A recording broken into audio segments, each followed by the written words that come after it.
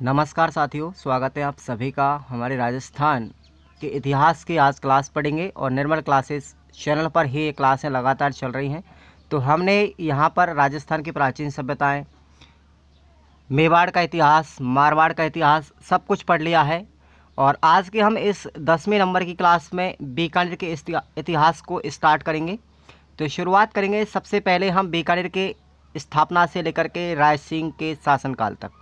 तो आप लोग शुरू से अंत तक हर एक टॉपिक को क्लियर करते जाएं। और जितने भी विद्यार्थी हमारे यहाँ पर रीट की तैयारी कर रहे हैं तो वो प्रतिदिन आप लोग क्लास लें और इन नोट्सों को भी आप लोग डाउनलोड करते रहें। तो आपको खुराना स्टडी ऑफिशियल जो एप्लीकेशन है वो प्ले स्टोर से डाउनलोड कर लेना है और मात्र आपको इतना चार्ज देना है। नॉर्मली केवल वैलिडिटी चार्ज आपसे लिया जा रहा है, बाकी आपसे कोई भी इन नोट्सों का चार्ज नहीं है। क्लासें तो आपकी फ्री चल ही रही हैं और आपको टेस्ट सीरीज भी टॉपिक वाइज करवाए जाएंगे। तो रीट मेंस हो चाहे रीट प्री, आपके लिए दोनों का कंटेंट जो है प्लेलिस्ट में आपको मिल जाएगा। यूट्यूब पे प्लेलिस्ट मैंने बनाई गई है, आप लोग साथ साथ पढ़ते रहें। चलेगा, तो आज की शुरुआत करते हैं क्लास की और हम पढ़ेंगे बीकानेर के इतिहास के बारे में। आपको मैंने बताया था कि जो बीकानेर का इतिहास है वो भी राठौड़ वंश को लेकर है। राठौड़ वंश मारवाड़ में भी था और यहाँ पर हम बीकानेर में भी पढ़ेंगे। लेकिन यहाँ पर ये बीकानेर जो है साथियों, इस बीकानेर की जो स्थापना की थी वो राव बीका ने की थी। और ये राव बीका जो थे मारवाड़ के एक शासक हुए थे मालदेव। ठीक है, उस मालदेव के पुत्र थे। जैसे सातल देव ने मारवाड़ में राठौड़ वंश चलाया था, उसी तरीके से इस मालदेव के दूसरे पुत्र हुए थे हमारे राव बीका, और ये राव बीका को बीकानेर दे दिया था उस समय पर। तो यहाँ पर बीकानेर के अंदर राठौड़ वंश की जो स्थापना की थी वो किसने की थी? राव बीका के द्वारा की गई थी। चलिए हम बेसिक से पढ़ते हैं। शुरुआत से सबसे पहले जानेंगे कि जो बीकानेर के राठौड़ हैं उनकी कुलदेवी कौन सी है? नागणेची माता है। ठीक है, कौन सी है? नागणेची माता। और इनकी आराध्य देवी है करणी माता, जिसका देशनोक बीकानेर में मंदिर है। बीकानेर का अगर प्राचीन नाम हम देखें तो नाम है इसका जांगल प्रदेश। क्या कहते हैं इसको? जांगल प्रदेश। और बीकानेर के शासकों को साथियों जांगलधर बादशाह की उपाधि प्रदान की गई थी, यानी इनको हम जांगलधर बादशाह कहते थे। किसको? बीकानेर के शासकों को। अब हम यहाँ पर देखते हैं कि बीकानेर की जो स्थापना है साथियों राव बीका के द्वारा की गई थी। और ये कब की गई थी ये भी आपको देखना है। बीकानेर जो शहर है और बीकानेर राज्य, इन दोनों की स्थापना अलग अलग समय पर की गई थी राव बीका के द्वारा। और बीकानेर राज्य की स्थापना की बात करें तो 1465 में की गई थी, कौडम देसर नामक स्थान पर की गई थी। और ये राठौड़ वंश की प्रारंभिक राजधानी थी। आप लोग नोट कर लें कि राठौड़ वंश की पहली राजधानी कौन सी थी? बीकानेर राज्य थी। ये बीकानेर के राठौड़ों की बात हो रही है। और बीकानेर शहर की बात करते हैं तो ये 12 अप्रैल 1488 को बसाया गया था राती घाटी नामक स्थान पर। आका तीज के दिन किसने बसाया था? राव बीका ने ही बसाया था। एक बार सभी विद्यार्थी क्लास को लाइक कर देंगे और लगातार क्लासों को आप लोग देखते रहें। आपको एक एक पॉइंट, 2 पॉइंट आपको हर चैप्टर को बारीकी से पढ़ाया जाएगा। बीकानेर के शासकों का राज्याभिषेक पांडु गोधारा के वंशजों द्वारा किया जाता था। ठीक है, ये भी आपको याद रखना है कि जो बीकानेर के शासक थे उनका राज्याभिषेक कौन करते थे? पांडु गोधारा करते थे। और राव बीका का प्रथम आक्रमण जो हुआ था साथियों वो जोहिया जाति से हुआ था। किससे? जोहिया जाति से हुआ था। और इनका अंतिम सैनिक अभियान 1504 में रेवाड़ी जाति से हुआ था। रेवाड़ी जाति हरियाणा में पड़ती है, ठीक है ना। तो इनका अंतिम अभियान था राव बीका का 1504 में रेवाड़ी जाति से, और प्रथम था जोहिया जाति से। राव बीका ने जोधपुर के शासक सातल देव पर आक्रमण किया था। ये सातल देव इनका भाई था, तो इस पर उन्होंने आक्रमण किया था, ये भी आपको याद रखना है। राव बीका ने करणी माता मंदिर की नींव रखी थी। करणी माता मंदिर जो है आपका देशनोक बीकानेर में, उसकी नींव रखी थी। नींव तो रखी थी राव बीका ने, लेकिन साथियों इस करणी माता मंदिर जो है उसका आधुनिक निर्माण यानी इसका जीर्णोद्धार जो करवाया था वो बीकानेर के शासक ही थे गंगा सिंह। आपने बहुत फेमस है बीकानेर के शासक, स्वर्णिम युग कहलाता है बीकानेर का। तो ये गंगा सिंह के द्वारा इसका आधुनिक निर्माण करवाया गया था करणी माता मंदिर का। करणी माता के बारे में थोड़ा जानते हैं। करणी माता ने 151 वर्ष की उम्र में घिनोरू की पहाड़ी, क्या नाम है? घिनेरू की पहाड़ी या घिनोरू की तलाई हम कह सकते हैं। घिनेरू की तलाई नामक स्थान पर अपने प्राण त्यागे थे। यानी कि इनका स्वर्गवास कहाँ पर हुआ था? घिनेरू की तलाई में हुआ था। लेकिन दियात्रा गांव बीकानेर में इनकी गुफा बनी हुई है। इनकी गुफा कहाँ पर है? दियात्रा गांव बीकानेर में। और इनकी मृत्यु हुई थी घिनेरू की तलाई बीकानेर के अंदर। और 1504 में राव भिका की मृत्यु हो जाती है, राव भिका का स्वर्गवास हो जाता है 1504 में। 1504 से लेकर के 1505 तक राव भिका के पुत्र नरा जो थे वो शासक बने थे। 1504 से लेकर के 1505 तक भिका के ही पुत्र थे जिसका नाम था नरा, और वो 1504 से 1505 तक शासक रहते हैं बीकानेर के। उसके बाद अगले शासक आते हमारे लूणकरण। लूणकरण साथियों इनका शासनकाल है 1505 से लेकर के 1526 ईस्वी तक, और ये लूणकरण भी इसी के पुत्र थे राव भिका के, लेकिन इनकी माता का नाम आपको याद रखना है, रंगकबरी था। क्या नाम था? रंगकबरी, जो राव शेखा की पुत्री थी। किसकी थी? राव शेखा की पुत्री थी। प्रश्न पूछा जाता है यहाँ से ज़्यादातर कि भाई कलयुग का कर्ण किसको कहते हैं, तो कलयुग का कर्ण आपको याद रखना है किसको कहते हैं? लूणकरण को कहते हैं। किसको? लूणकरण को ही कलयुग का कर्ण कहा जाता है। और इस बात का उल्लेख किस में मिलता है? जैतशिरो छंद नामक ग्रंथ में मिलता है, और इस ग्रंथ को लिखा गया था बिट्ठू सुझा के द्वारा। प्रश्न ऐसे ही ज़्यादातर पूछे जाते हैं एग्जाम में, इसलिए आपको मन से पढ़ना है, ध्यान से पढ़ना है एक एक लाइन को। लूणकरण ने जैसलमेर के रावल जैतसी तथा नागौर के महमूद खां को भी पराजित किया था। इसने लूणकरण ने, एक तो जैसलमेर के शासक थे रावल जैतसी और नागौर के थे महमूद खां, इन दोनों ही शासकों को लूणकरण ने पराजित किया था। लेकिन लूणकरण जो थे अब उनका मुकाबला किससे होता है? नारनौल हरियाणा के नवाब थे जिसका नाम था अभिमीरा शेख। क्या नाम था? अभिमीरा शेख और लूणकरण, इन दोनों के मध्य में युद्ध होता है, और उस युद्ध का नाम है घोसी का युद्ध। क्या नाम है? घोसी का युद्ध। और इस घोसी के युद्ध में लूणकरण की हत्या हो जाती है और अभिषेक मीरा जीत जाते हैं। तो यहाँ पर लूणकरण की समाप्ति होती है और अगले शासक बनते हैं बीकानेर के राव जैतसी। साथियों राव जैतसी ये वही हैं, अब हम पढ़ते हैं, बहुत इंपॉर्टेंट शासक भी है।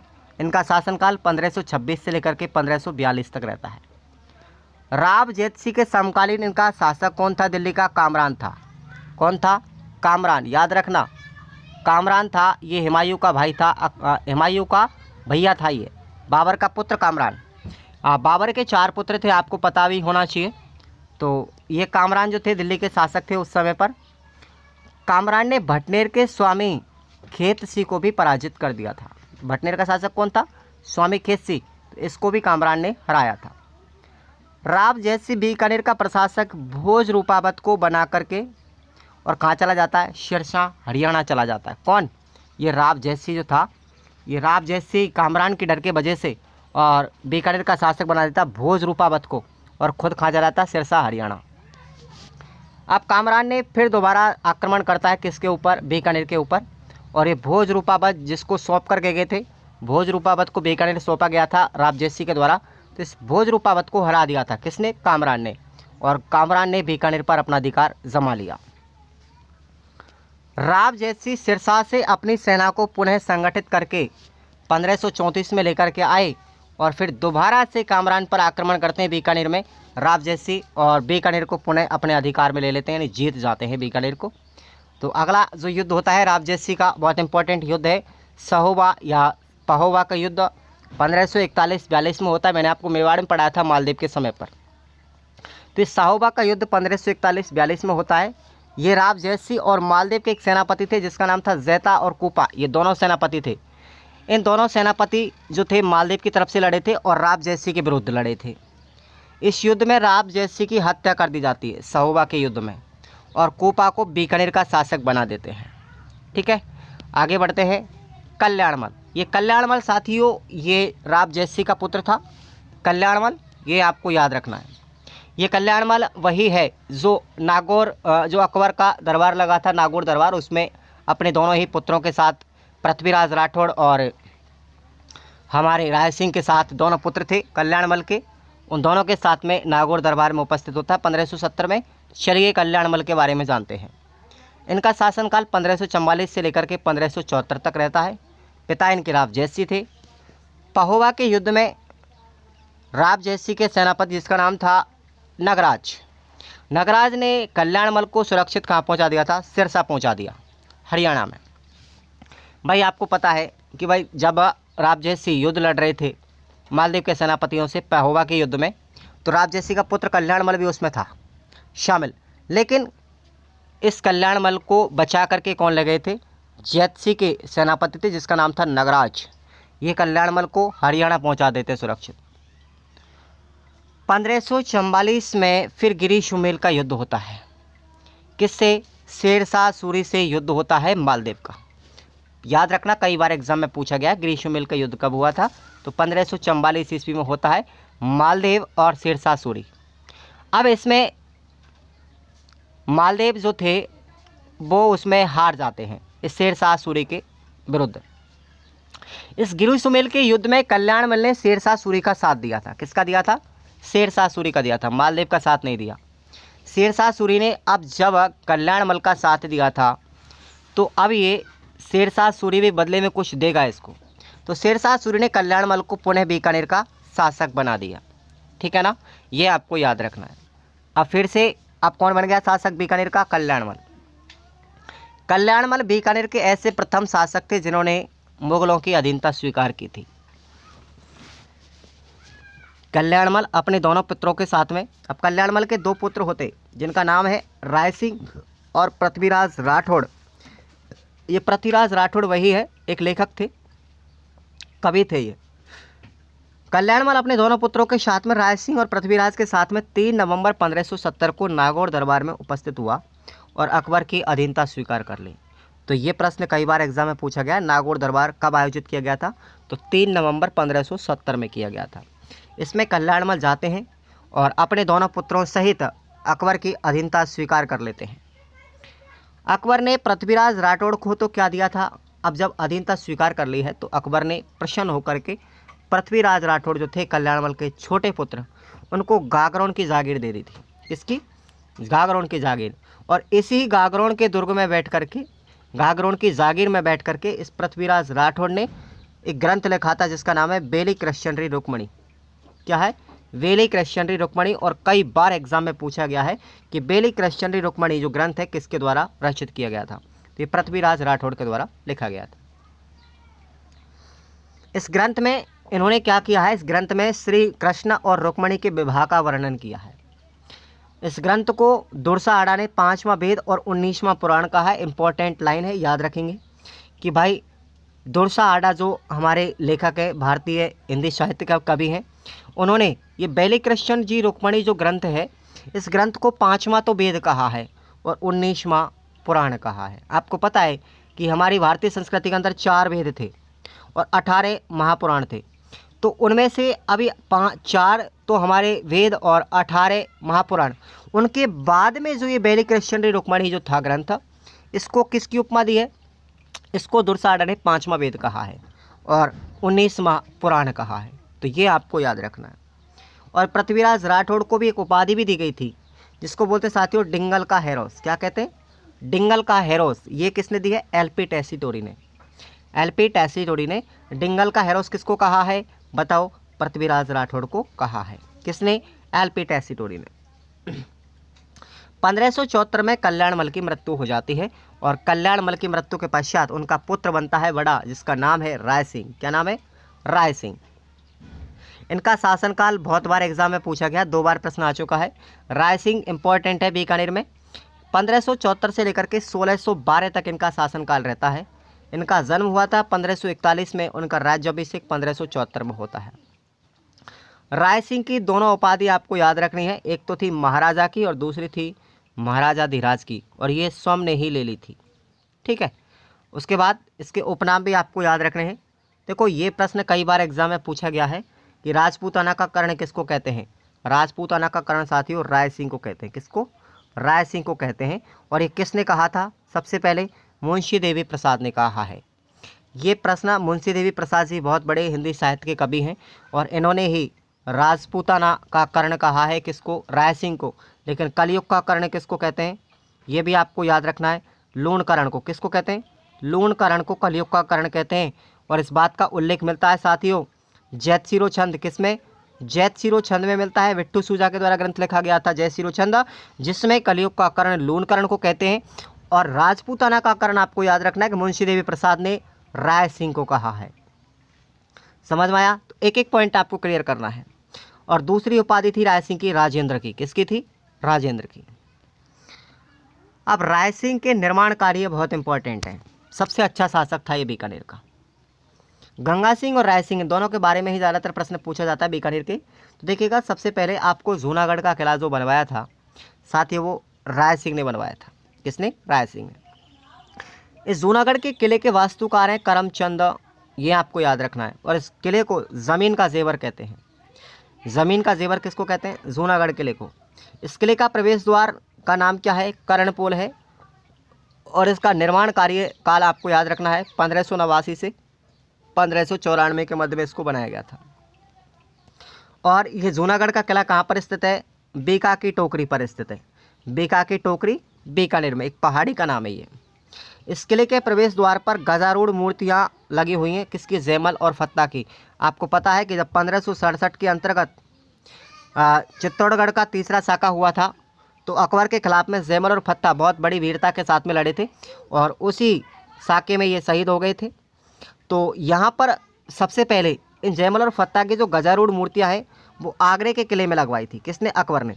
आगरे के किले में अकबर ने लगवाई थी, ये आपको पहले याद रखना है। उसके बाद अगर राजस्थान में इनकी मूर्तियों की बात करें जैमल और फत्ता की, तो इनकी गजारूढ़ मूर्तियाँ जैमल फत्ता की लगवाई थी राय सिंह ने। किसने लगवाई थी? राय सिंह ने लगवाई थी। किस किले में? जूनागढ़ के किले में लगवाई थी। तो ये भी आपको पॉइंट याद रखना है।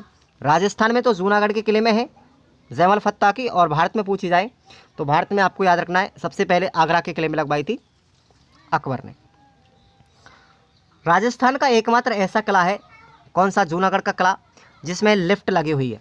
लिफ्ट भी किस में लगी हुई है? जूनागढ़ के किले में। इस किले के किनारे पर सूरसागर झील है। सूरसागर झील कहाँ पर है? बीकानेर में, इसी किले के पास। राय सिंह के समकालीन दो शासक थे, मुगल शासक दिल्ली के। कौन थे? एक तो अकबर था और दूसरा उनका पुत्र जहांगीर था। अकबर और जहांगीर दोनों बाप बेटे थे वहाँ के समकालीन शासक। अकबर ने राय सिंह को 4000 का मनसब पद दिया था, ये नोट कर लें आप लोग। अकबर ने राय सिंह को मारवाड़ का शासक बनाया। अकबर ने राय सिंह को कहाँ का बनाया? मारवाड़ का शासक भी बनाया था। बीकानेर को तो वो थे ही, साथ ही साथ मारवाड़ का भी बना दिया। ठीक है ना। जहांगीर ने राय सिंह के मनसब पद को बढ़ाया था। भाई अकबर ने तो इनको 4000 का दिया था, लेकिन और ज़्यादा इनके सानिध्य में जब ये रहने लगे तो जहांगीर इनके सेवा भाव से बहुत ज़्यादा प्रसन्न हो गए थे और इनका मनसब पद बढ़ा करके कितना कर दिया? 5000 कर दिया। तो सबसे विश्वास पात्र व्यक्ति थे राजस्थान के ये। जहांगीर का सबसे विश्वसनीय शासक कौन था पूरे राजस्थान में? अगर बात करें पूरे राजपूताना में, तो ये राय सिंह था, जो एकमात्र विश्वसनीय पात्र था। इनका बहुत ज़्यादा विश्वसनीय व्यक्ति था पूरे राजस्थान के अंदर जहांगीर का, इस पर बहुत ज़्यादा विश्वास रखते थे। जूनागढ़ बीकानेर में राय सिंह ने राय सिंह प्रशस्ति का निर्माण करवाया था। ठीक है। और इस प्रशस्ति में राव बीका से लेकर के राय सिंह तक के शासनकाल का इतिहास लिखा हुआ है। ठीक है। किसका? राव बीका से लेकर के राय सिंह तक का इतिहास। इस राय सिंह प्रशस्ति की अगर बात करते हैं तो इसके लेखक हैं जयदत्वा जैन। कौन है? जयदत्वा जैन है। और इस प्रशस्ति की भाषा कौन सी है? संस्कृत है। अब इसके प्रमुख सैनिक अभियान भी आपको याद रखने हैं राय सिंह के। देखिएगा, 1572 में इनका गुजरात अभियान होता है हुसैन इब्राहिम मिर्ज़ा के विरुद्ध। गुजरात के शासक कौन थे? हुसैन इब्राहिम मिर्ज़ा। उनके खिलाफ में क्या होता है इनका? 1572 में गुजरात का अभियान होता है, जिसमें राय सिंह विजय हो जाते हैं, सफल हो जाते हैं। उसके बाद गोडावन का अभियान होता है। शिरोई के शासक थे देवड़ा सुतारण और जालौर का शासक था ताज खां। उन दोनों को इसने पराजित कर दिया। और फिर 1576 में काबुल का अभियान होता है हकीम खां सूर के विरुद्ध में। काबुल का शासक कौन था? हकीम खां सूर। 1576 में उसके विरुद्ध होता है आक्रमण। फिर 1574 ईस्वी में राय सिंह ने शिवाणा बाड़मेर पर अधिकार कर लिया। शिवाणा बाड़मेर पर फिर राय सिंह ने रायसिंहपुर कस्बे का निर्माण करवाया, यानी बसाया था। और ये रायसिंहपुर बसता है साथियों गंगानगर जिले में। अब उसके बाद राय सिंह के दो पुत्र होते हैं, एक का नाम था दलपत सिंह और दूसरे का नाम था सूर सिंह। तो देखिएगा, दलपत सिंह जो था वो भी इनका पुत्र था और राय सिंह भी, ये सूर सिंह भी राय सिंह का पुत्र था। लेकिन सूर सिंह की माता का नाम आपको याद रखना है गंगा था। रानी भटियाणी के प्रभाव में आकर के राय सिंह ने अपना उत्तराधिकारी सूर सिंह को बना दिया। सबसे पहले किसको बनाया था? सूर सिंह को, क्योंकि रानी भटियाणी जो थी गंगा, उससे बहुत ज़्यादा प्रेम करते थे राज सिंह। तो उन्हें दबाव डाला कि मेरे पुत्र को ही क्या बनाया जाए, सूर सिंह को शासक बनाया जाए बीकानेर का। फिर जहांगीर के सहयोग से अब क्या होता है, जहांगीर के सानिध्य में कौन था, दलपत सिंह था। दलपत सिंह चाहते थे कि मुझे बीकानेर का शासक बनाया जाए, तो जहांगीर के सहयोग से किसको बनाया गया था, दलपत सिंह को शासक बना दिया था 1612 से 13 तक। अब जैसे ही दलपत सिंह को शासक बनाया था तो दलपत सिंह बहुत ज़्यादा बौखला गया और अपनी मनमानी करने लगा। तो उसने जिसने जिसको शासक बनाया था, दलपत सिंह ने जहांगीर को शासक बनाया, दलपत सिंह को जहांगीर ने शासक बना दिया था। अब वो जहांगीर के खिलाफ में ही होने लग गया। तो ये दलपत सिंह जहांगीर का विरोध करने लगा था, तो जहांगीर को गुस्सा आ गई और दलपत सिंह को मृत्युदंड दे दिया। ठीक है, उसके बाद अगले शासक कौन बनते हैं, करण सिंह। अब इस करण सिंह के बारे में हम अगली नेक्स्ट क्लास में पढ़ेंगे। तब तक के लिए आप लोग इन क्लासों को, पिछलियों को रेगुलर देखते रहें। अगले पार्ट में आपको करण सिंह से पढ़ाया जाएगा। ठीक है, ये करण सिंह वही है शासक बीकानेर के। ठीक है, ये बीकानेर के वही शासक हैं जो हम बात करेंगे मतीरे की राड़ को लेकर के। ठीक है, 1644 में जो मतीरे की राड़ होती है ना, उसी से रिलेटेड शासक हैं। इसका थोड़ा सा इतना ही इतिहास आपको याद रखना पड़ेगा। चलिए साथियों, चैनल को सब्सक्राइब करके रख लें, और वीडियो अच्छा लगे तो आप वीडियो को लाइक भी करेंगे, शेयर भी करते रहेंगे हमारे चैनल को, और एकदम आगे की तरह फैला दो इन नोट्सों को आप लोग अपने दोस्तों के लिए, क्योंकि ये नोट्स आपको कहीं भी बार बार किसी भी कोचिंग में शायद ही मुश्किल पढ़ाया जाए। इसलिए मैं आपसे अभी भी आग्रह करता हूँ कि आप लोग एप्लीकेशन को डाउनलोड कर लो, और मात्र आपसे वैलिडिटी का चार्ज लिया जाएगा 21 रुपये, बाकी आप लोगों को सब फ्री है। धन्यवाद।